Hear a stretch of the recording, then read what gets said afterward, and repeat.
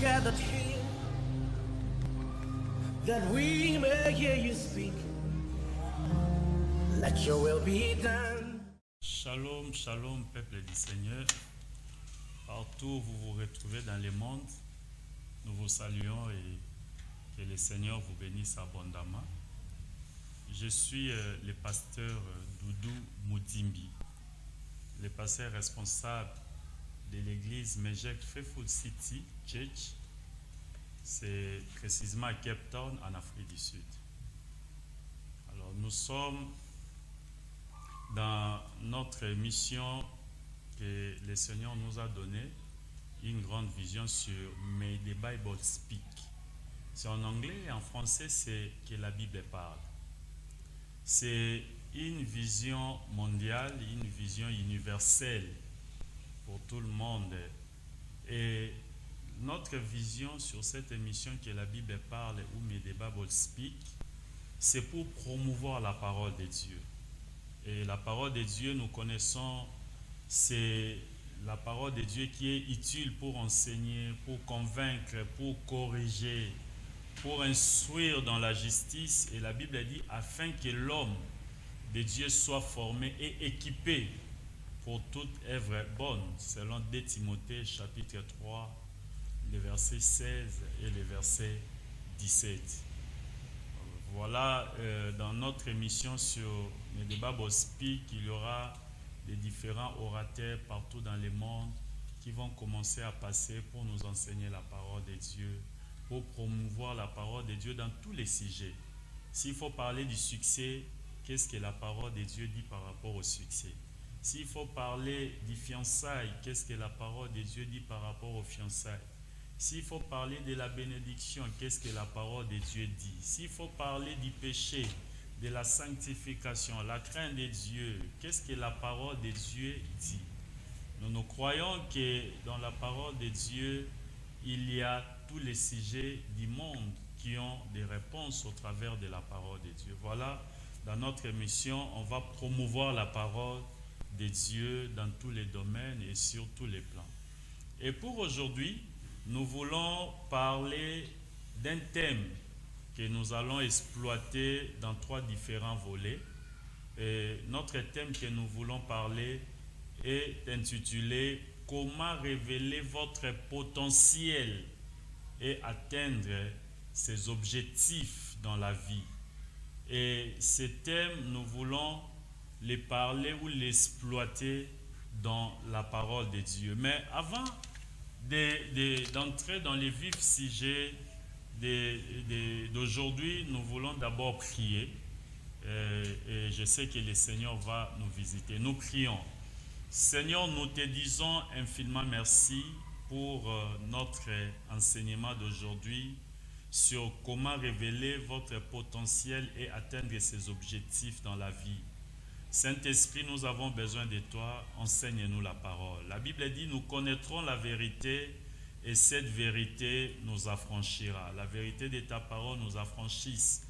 Nous ramenons toute pensée captive à l'obéissance de ta parole au nom de Jésus. Sois élevé, Saint-Esprit, je m'étais, je disparais, apparaît et parle à ton peuple pour la gloire de ton nom. Nous avons ainsi prié et nous disons Amen. Merci, shalom, shalom encore. Nous voulons parler sur comment révéler votre potentiel et atteindre les objectifs dans la vie. Pour introduire mon message ou les thèmes d'aujourd'hui, comme introduction, je voulais nous dire ceci. Chacun de nous possède des dons innés et des talents qui sont souvent inexplorés. Et ces talents inexplorés nous rendent uniques dans la vie et nous poussent à développer, à les développer au maximum afin d'impacter la génération que le Seigneur nous a établie. Dieu ne peut jamais créer une personne vide. Et je veux dire à quelqu'un tel que tu es là, tu n'as jamais été vide dans la vie. Il y a des potentialités en toi, il y a des dons qui sont innés en toi, il y a des talents inexplorés en toi. Je vais nous donner un exemple d'une star africaine. Cette star africaine était malade des années, et elle était sur une chaise roulante, maladive, dans une famille pauvre. Mais en elle, il y avait un talent, il y avait un don qui était inné, peu importe sa maladie. Et comme elle était une chrétienne, après des temps, le Seigneur l'avait guérie. Mais dans sa pauvreté ou dans la pauvreté de sa famille, elle ne pouvait plus continuer les études. Elle s'est décidée de changer la ville. Quand elle va dans une autre ville, elle ne savait quoi faire parce qu'elle n'avait pas étudié. Et elle a entendu parler sur des concours musicaux. Et comme elle connaissait chanter, elle avait ces dons-là, elle est allée se faire inscrire et participer dans les concours. La première fois, elle a échoué. La deuxième fois, elle avait échoué. Elle n'était pas sélectionnée. Mais la troisième fois, elle a été sélectionnée. Elle a impacté. Elle a trouvé un producteur. Et jusqu'aujourd'hui, elle est une renommée en Afrique, et non seulement en Afrique, mais au monde. Pourquoi? Parce qu'elle a exploité les talents que Dieu avait mis en elle. Elle a exploité les dons qui étaient en elle. C'était les dons de chanter, et elle a impacté le monde entier. Et c'est la même chose, je vais dire à quelqu'un, tu n'es pas vide dans la vie. Il y a un don qui est inné, il y a un talent que tu dois exploiter dans la vie, et cela t'aidera à atteindre tes objectifs dans la vie. Alléluia. Et dans les deuxièmes points, après mon introduction, j'aimerais un peu partager pendant un peu de temps sur quelques principes qui pourront nous aider à révéler notre potentiel et atteindre les objectifs de la vie. Quelques principes. Et aujourd'hui, nous allons exploiter sur un seul principe. Et quel est le premier principe que nous voulons exploiter aujourd'hui? C'est avoir confiance. C'est ça, c'est simple, avoir confiance. Maintenant, dans ce principe d'avoir confiance, il y a deux sous-points. Le premier sous-point, c'est avoir confiance en Dieu. Nous allons lire la parole de Dieu dans le livre des Psaumes, chapitre 118, parce que nous sommes dans une émission que la Bible parle. Donc nous devons nous rassurer que tout est dans la Bible. Psaume 118, les versets 8 et le verset 9. Je suis dans la version second 21. La Bible dit ceci: mieux vaut chercher un refuge en l'Éternel que de mettre votre confiance dans l'homme. Et le verset 9 dit: vaut mieux chercher un refuge en l'Éternel que de mettre votre confiance dans les grands. En d'autres termes, chercher un refuge à l'Éternel veut seulement nous dire que nous devons avoir confiance en l'Éternel. Nous devons avoir confiance en Dieu. Bien-aimés, si vous voulez révéler votre potentiel, si vous voulez atteindre les objectifs de la vie, le premier principe et les sous-premiers points, vous devez développer, avoir la confiance en Dieu. Développons à faire confiance en Dieu. Mais d'autres personnes peuvent se poser une question: pourquoi faire confiance à Dieu? Je vais nous présenter 5 raisons. Il y a 5 raisons qui nous poussent à faire confiance à Dieu. La première raison, c'est Dieu qui connaît notre destinée mieux que nous. Donc Dieu connaît ta destinée mieux que toi-même. La Bible dit ceci, Jérémie, chapitre 29, le verset 11. On va lire ça. Jérémie 29, le verset 11. Je suis dans la version BI, Bible expliquée. La Bible dit: car moi, le Seigneur, je sais bien quel projet je forme pour vous. Et je vous l'affirme, ce ne sont pas des projets de malheur, mais des projets de bonheur. Je vais vous donner un avenir à espérer. La parole du Seigneur. La Bible dit que Dieu lui-même parle. Il dit qu'il connaît des projets qu'il a formés pour nous.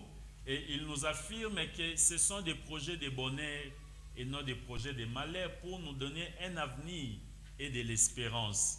Écoutez, bien-aimés, tu as raison de faire confiance à Dieu, parce que c'est Dieu qui connaît mieux ta destinée que toi-même.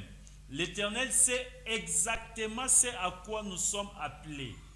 Il sait pourquoi nous avons été créés et il connaît les chemins pour réussir. C'est Dieu qui connaît. Et il est celui qui a placé en nous toutes sortes de dons et de talents. Dieu est celui qui a placé dans ta vie toutes sortes de dons et toutes sortes de talents. Maintenant, quand tu fais confiance en Dieu, c'est que tu es condamné à vaincre, tu es condamné à réussir, tu es condamné à exceller, à impacter. Et quand tu fais confiance à Dieu, tu vas réellement atteindre tes objectifs de la vie. La première raison. Ça, c'est la deuxième raison. Pourquoi faire confiance à Dieu? C'est parce que Dieu veut nous voir réussir. Et la réussite, c'est une promesse divine. On va lire le livre de 3 Jean, chapitre 1er, le verset 2. 3 Jean 1, le verset 3 Jean, le verset 2. Nous allons lire la parole de Dieu. 3 Jean, le verset 2. La Bible dit, bien-aimé, je souhaite que tu prospères à tout point de vie. 3 Jean, le verset 2. Dieu dit que bien-aimé, je souhaite que tu prospères à tout point de vie et sois en bonne santé à l'image de ton âme. Alléluia. Donc, s'il faut faire confiance à Dieu, la deuxième raison, c'est parce que Dieu veut nous voir réussir. Il a dit qu'il veut que nous prospérons à tous égards, comme prospère l'état de notre âme. La volonté de Dieu est que toi et moi, nous réussissons. Et c'est une promesse divine que le Seigneur lui-même a donnée. Voilà pourquoi il est important de faire confiance à Dieu, parce que Dieu veut ta réussite. La troisième raison de faire confiance à Dieu, nous devons faire confiance à Dieu parce qu'il est fidèle pour nous guider et pour nous bénir. Écoutez, les hommes peuvent te guider, mais ils peuvent aussi mal orienter ta vie, ils peuvent aussi te désorienter. Ils peuvent te guider, mais sans pour autant réussir et atteindre les objectifs de la vie. Mais quand Dieu te guide, il va te guider jusqu'à la destination glorieuse qu'il a disposée pour ta vie. Nous allons lire Jérémie chapitre 1er, le verset 12. Jérémie chapitre 1er, le 12e verset. Et je lirai aussi Nombre chapitre 23, le verset 19. Jérémie chapitre 1er, le 12e verset. Nous lisons la parole de Dieu. Bien vu, me dit le Seigneur, je serai vigilant en effet pour réaliser ce que j'annoncerai. La parole du Seigneur. Et laissez-moi lire aussi pour l'éclaircissement des Écritures, Nombre 23, le verset 19.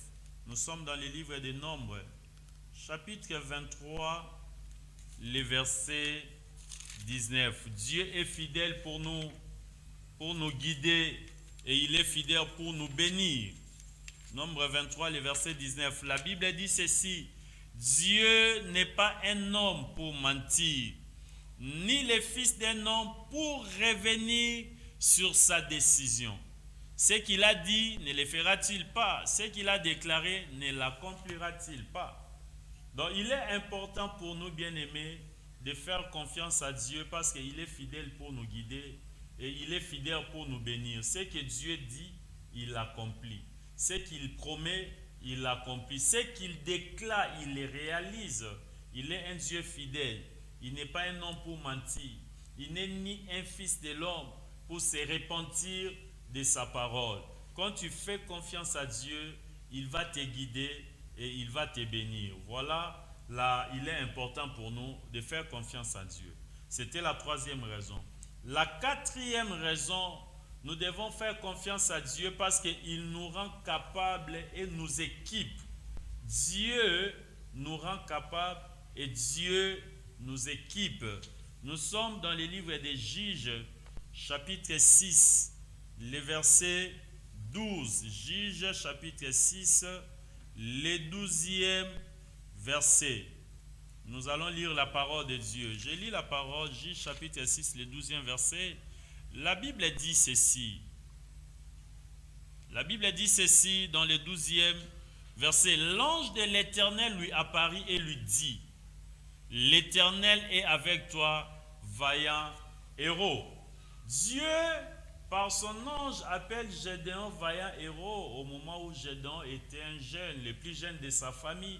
Et sa famille était la moindre de sa tribu.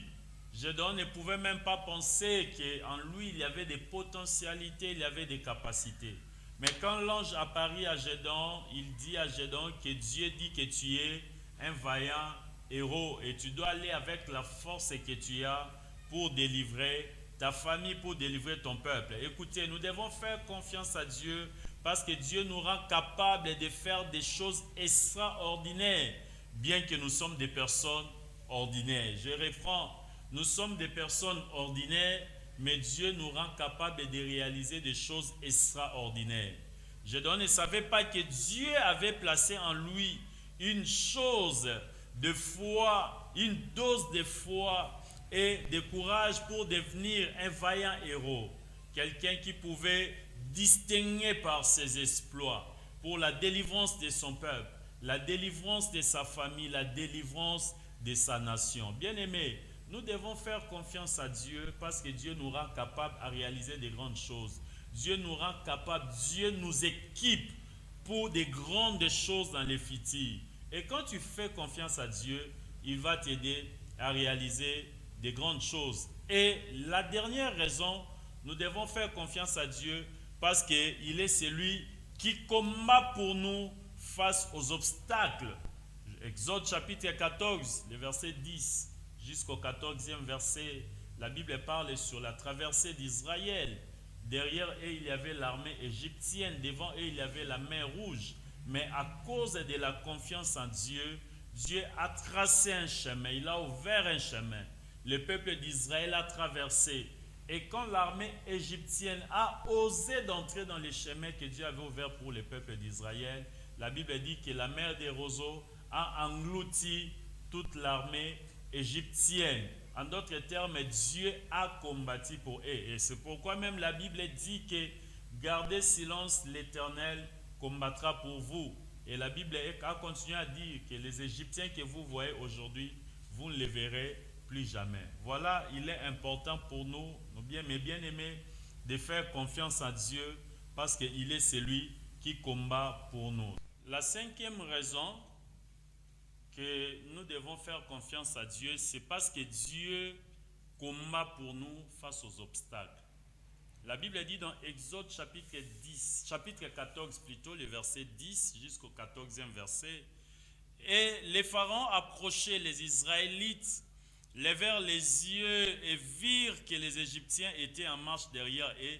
Ils éprouvaient une grande frayeur et crièrent à l'Éternel. Ils dirent à Moïse, c'est parce qu'il n'y avait pas de tombeau en Égypte que tu nous as amenés dans le désert pour y mourir. Que nous as-tu fait en nous faisant sortir d'Égypte? N'est-ce pas précisément ce que nous te disions en Égypte? Laisse-nous servir les Égyptiens, car nous préférons être esclaves des Égyptiens plutôt que de mourir dans le désert. Moïse répondit au peuple, n'ayez pas peur, restez en place et regardez la délivrance que l'Éternel va vous accorder aujourd'hui. En effet, les Égyptiens que vous voyez aujourd'hui, vous ne les verrez plus jamais. C'est l'Éternel qui combattra pour vous. Wow. Donc nous devons faire confiance à Dieu parce que c'est Dieu qui combat pour nous. Avec Dieu dans les combats, nous sommes plus que vainqueurs. Tu as intérêt et tu es obligé de faire confiance à Dieu parce qu'il est celui qui combat pour nous. Alors voilà les 5 raisons pour lesquelles nous devons faire confiance à Dieu. Et le deuxième volet, à part faire confiance à Dieu, il faut aussi avoir confiance en soi. Nous allons lire les livres de 2 Timothée, chapitre 1er, le verset 7. Philippiens, chapitre 4, le verset 13. Et Hébreux, chapitre 10, le verset 35, jusqu'au verset 36. 2 Timothée 1, le verset 7. Nous allons lire la parole de Dieu. 2 Timothée 1er, le verset 7. La Bible dit ceci. La Bible dit, en effet, ce n'est pas un esprit de timidité que Dieu nous a donné, mais un esprit de force, d'amour et de sagesse. La Bible dit que l'esprit que Dieu nous a donné, c'est un esprit de force. c'est un esprit d'amour et non un esprit de timidité. Bien-aimé, la confiance en soi, c'est le moteur pour la vie. La confiance en soi naît du regard de la confiance que Dieu pose sur nous.